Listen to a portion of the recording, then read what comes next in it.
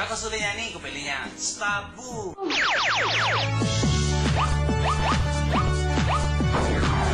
ซึ่งในโน้นระยะนี้เขาจะมีศิลปินรับเชิญและศิลปินรับเชิญเขาในมือนี้มาตั้งแต่หลวงพระบางสาวงามมีตำแหน่งกำลังตีเอาเป็นว่าตอนนี้เจอกันเลยดีกว่าสบายดีสบายดีนี่ก็แมนสาวงามนะฮะหน้าใสปิ้งเลยตอนนี้ที่ผ่านจนได้แบบว่าอาศัยรัศมีของไม้ไม้นี่เลย เอาเป็นว่านี่ก็คือไม้ไม้นั่นเองเนาะเป็นว่าตอนนี้ให้ไม้ไม้นี่แนะนำตัวกับท่านผู้ชมทางบ้านกันก่อนข้าพเจ้าชื่อนางสาวลาลิตาศิลาเพชรหรือไอ้นิยายว่าไม้ไม้กันได้เนาะไม้ไม้อันไม่ไม้บอกเรือไม่ไม้ไม่ไม้สำหรับไอ้น้อยนี่ต้องได้แปลละเอียดเนาะไม่ไม้คือว่าไม่ไม้ประมาณนี้ไม่ไม้ซื้อกระเด็กกันนาฮักแล้วนะคนนาฮักคือนุถาใช้ซื้อแอนนี่อินเนอร์คือสิบุกปั๊มมีอย่างสวยได้นี่ยอมพับอีหลีก็คือว่าสิ่งที่เห็นให้หลายคนที่รู้จักไม่ไม้ก็คือการประกวดการสังขารบอกเกี้ยวก็คือการเป็นนางสังขารปี2008นี่แหละปี2008นี่แหละเสียงมวนปี2008นี่มันบอกหนูถามครูมาว่าแต่ในไม้นี่ได้ตำแหน่งแล้วได้รางวัลพิเศษอีกแต่เวลาตอนนี้ในไม้บอกได้บอกเจ้าก็คือได้รับรางวัลขวัญใจสังภาพของคุณภาพลาสตาร์ชาแนลนี่แหละนี่ซึ่งว่าเป็นปีทำอิฐเลยที่ว่าลาสตาร์ชาแนลของเขานี่มีส่วนร่วมหลายเลยเนาะในการประกวดครั้งนี้เลยกับไม่ไม้ก็ถือว่าควรรางวัลนี้ไปขวัญใจสร้างภาพของลาวสตาร์ชาแนล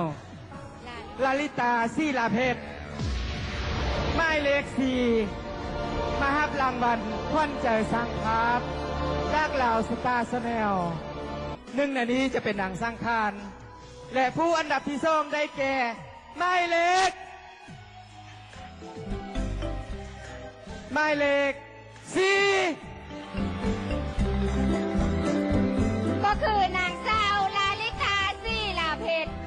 ได้อันดับที่2สำหรับการประกวดนางสังขารขอซอ2551ท้องนี่มีส่วนไหนที่ว่าเห็นให้ชื่นใจ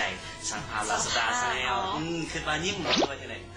อันนี้ก็บ่ฮู้คือกันแล้วก็บ่คิดว่ามีรางวัลนี้อีกในปีนี้นี่นะสงสัยถือใจสร้างภาพแล้วยิ่งงามสงสัยยิ่งงามประมาณนั้นสงสัยแต่ต้นของพอนี่ยังเด็กซูมจะเป็นไม้เนาะยิ่งงามหลายถึงใจให้ซะประมาณนั้นไปวันนี้เขามาว่าถึงเรื่องของการศึกษาถามการศึกษาว่าในไม้ปัจจุบันนี้เรียนที่ไหนปัจจุบันนี้ก็5ก็เรียนจบม.6 ปีนี้เนาะก็ยังบ่ทันได้เรียนมหาลัยโอ้ยรุ่นน้องไอปีเดียวแต่ไอ้น้องจบเป็นเมื่อ60 ปีที่แล้วไม่จบอยู่ศึกษาอยู่นักเมืองหลวงเนาะเมืองหลวงเลยเป็นคนกำเนิดอยู่หลวงพระบางเลยบอกโมแมนค่ะที่เรียนจะโมเป็นคนเกิดอยู่หลวงพระบางแต่ว่าเป็นคนเกิดอยู่เวียงแต่ว่าเป็นใหญ่อยู่หลวงพระบางแต่ว่าสำเนียงเสียงว่าเนาะเป็นหลวงพระบางเลยเจ้าแล้วเป็นที่ไหนเขาเรียนจนโหแล้วเขาคิดว่าจะเรียนต่ออยู่สักอยู่นครหลวงวิจารณ์นี่บอกเลยว่าจะเป็นอยู่ทางหลวงพระบางอาจจะถ้ามาเวียงนี่ก็อาจจะได้มาแต่ว่าที่แน่ๆก็คือจะมาเรียนอยู่หลวงพระบางมากกว่าโอ้ยไม่เห็นอยู่เพียงดูหันนี่นุ่มๆแถวนี้จะได้ดีใจต้องไม่แล้วมาถามถึงเรื่องแบบว่าไม่แบบว่า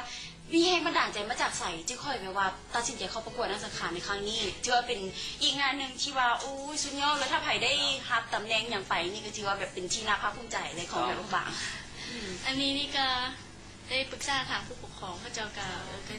บ่มีคำเห็นยังเนาะแต่ว่าแบบกระด้ามมูทางครูเขาเจ้าก็เสียผู้ปกครองมีคำเห็นยังมาใส่เจ้าก็คือว่าจะเป็นมาจากใส่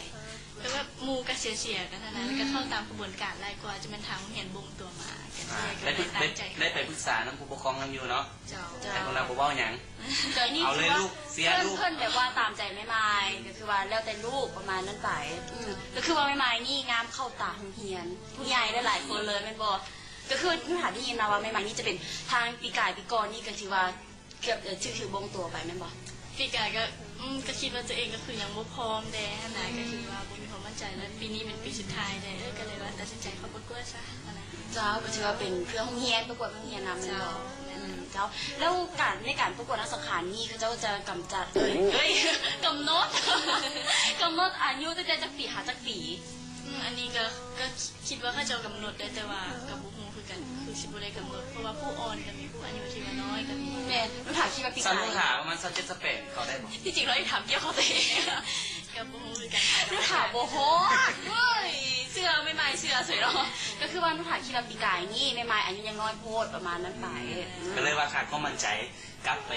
ศึกษาทำเรียนแล้วก็สร้างความมั่นใจตัวเองเป็นสาวขึ้นประมาณนี้ แม ครับ นปีนี้ก็เลยพร้อม เป็นว่าถามความรู้สึกตอนว่าเพื่อนจะเวลาเพื่อนประกาศถึงซื้อแท้บอก นี่แหละจะประกาศหนังสือเท ในความรู้สึกตอนนั้นประกาศซื้อเฮาเป็นอันดับ2มีความรู้สึกแค่ไหน ตอนยืนที่เวทีก็รู้สึกตื่นเต้นเลยเนาะเวทีก็เป็นการประกวดครั้งแรกเลยมันก็รู้สึกตื่นเต้นแล้วผมรู้สึกมันเมื่อยเลย มันต้องได้นิ่มอย่างหลายๆอย่างบอก แม่แหละ นี่ค่ะแบบว่าเห็นมื้อนั้นมีถ่ายทอดสดออกทางโทรภาพเราซาชแนลนะเห็นแบบว่าไม่มานี่ยิ้มแบบเนี้ยนี่บางเทื่อมันรักแบบยิ้มต่อได้ ประมาณนั้นมันบอกเมื่อยมันบอกว่าเขานี่ สังเกตเห็น การฝึกซ้อม มีคนมาเสียปานเสียพันสิบ้าอย่าง เสียบาทด้วยเนี่ย มีบาทมีอย่างเดียวเสียมีป้ายมีอย่างรู้สึกว่าดูเดือดเนาะเวทีดูเดือดบางเอาว่าเป็นยังไงความรู้สึกเขาคือบอกว่าตัวเองจะได้ ก็คิดอยู่แต่ว่าก็มีกำลังใจย้อนกองเสียร์กัน เขามีกองเชียร์เขานะแม่นบอก แม่แล้วที่สำคัญแล้วมันจะเป็นทางครอบครัวกับพี่น้องน่าหักหลายมันบอกมื้อนี้ยังมาเต็มของทรงเขาเลย มาให้กำลังใจไม่ไม่เจ้าแล้วถือว่าไม่ไม่นี่ได้อย่างใดจากการประกวดในครั้งนี้ จะได้ประสบการณ์หลายๆอย่างมันจะได้มูได้ครูได้รู้จักหลายๆคนแล้วก็ให้ทุกคนหลายคนรู้จักเขาหลายขึ้นคือกัน เจ้าเลือกถือว่าจะมีการแบบเก็บตัวบอกแบบว่าตัวอย่างแบบเก็บตัวพากันแบบไปเที่ยวนั่นเที่ยวนี่อย่างประมาณนี้ ก็มีเลยนึงก็ไปเหมือนกันเลยนึงแต่เจ้าก็จัดขบวนรถพากันไปลิ้น เอาว่ามีหน้าที่อย่างในเขาที่ว่าจะเห็นให้เพื่อเขาเป็นนางสังขารเขามีหน้าที่อย่าง หน้าที่ของตำแหน่งนักสังฆานการมีแต่แบบต้องได้ไปหับแขกถามที่ทางเพื่อนได้จัดมามอบไม้มาให้เจ้าจะมอบไม้ยังมาให้เขาก็ได้ไปหับแขกให้เพื่อน และที่สำคัญหน้าที่อีกอย่างหนึ่งก็คือว่าในระยะที่ว่าบุญดิ้นบุญปีใหม่มันบอกต้องได้มีการแห่นั่งสังขารไป อันนี้แหละที่ว่าแบบว่าค่อนข้างจะเมื่อยแทนเนาะ เมื่อยแทนไม่ไม่เด้เพราะว่าจะได้แห่ไปจะใส่เขาใส่ ก็ตั้งแต่วัดทา เจ้า จุดไปฮอดวัดเสียงโถง ไก่ วัดท่านหลวงนี่บอก วัดท่ายูหลวงป่าไอ้น้อยที่หลายคนไม่เคยไป มันไปยังไปเมื่อนานไม่เริ่มเวลาไปพระไอวิลินเนี่ย เจ้า ก็ได้ เจ้าอยากให้ไม่ไม่เบ้าถึงในเรื่องบรรยากาศในมือที่ว่าแห่นั่งสังขารนั่นเด็กนั่นแหละ ก็คือคืนพอสมควรเนาะแต่ละปีก็คือคืนอยู่แล้วแต่ปีนี้ก็รู้สึกแบบไม่รู้สึกตื่นเต้นพิเศษเพราะว่าไม่กันเป็นนักสังฆานแล้วก็ได้แห่ไปกับพระเจ้า เจ้าเชื่อมีนักท่องเที่ยวหลายกว่าปี ก็ถือว่ามีหลายเติม เขาเป็นนางสังขารอันดับ2นี่หลายคนหูเขาชีวิตเขาเปลี่ยนแปลงจากเก่าหลายบ่ ก็มีอยู่กับเปลี่ยนแต่กับวันได้ถึงขั้นว่าเปลี่ยนลายก็จะมาทักทายก็จะมาจือคนที่จื้อก็จะมาจะทักเจ้า พ่อเจ้แบบว่าประกวดได้ตำแหน่งบอลอะไรนี่เห็นละไปเห็นอยู่หน้าปกวารสารวารสารเนี่ย วันละจานอัปเดต อัปเดตนี่งามหลายอีหลีจนจะเก็บบนจือใหม่ๆเนาะเพราะว่าเห็นในเรือจะไปเห็นแบบว่าสนิทการจะเห็นตอนที่บริแต่งหน้าแต่ว่างามหลายใหม่ๆเป็นจังไหนเขาแบบว่าจะพูดสิว่าจะเข้าตาไปได้หลายคนเลยพี่บอก ก็อันนี้กับบูมูเนี่ยก็แล้วแต่คุณ จะเป็นอัปเดตเดือน อัปเดตตอนเดือนกลางเดือนผ่านมานี่แหละ แล้วไปถ้าไผ่เที่ยวลืมแล้วกลับไปซอกเบิ่งกันแล้วกันเนาะ แล้วใหม่ๆนี่แบบว่ามีแบบว่าคิดไว้บอกว่าเฮานี่จะมาอยู่ในวงการบันเทิงบ่หรือว่าจังได๋หรือว่ามักในการเฮ็ดหยังอยู่ในบันเทิงนี้ ก็บริคิดเนาะบริคิดมันสิได้เข้ามาในวงการบันเทิงอะไรกันนะแต่ว่าแต่น้อยนี่ก็เห็นแบบกำลังกับแบบปลื้มใจอะไรอย่างเงี้ยกันแต่ว่าเรื่องให้เข้ามาในวงการบันเทิงนี่บ่ได้คิด บ่ได้คิด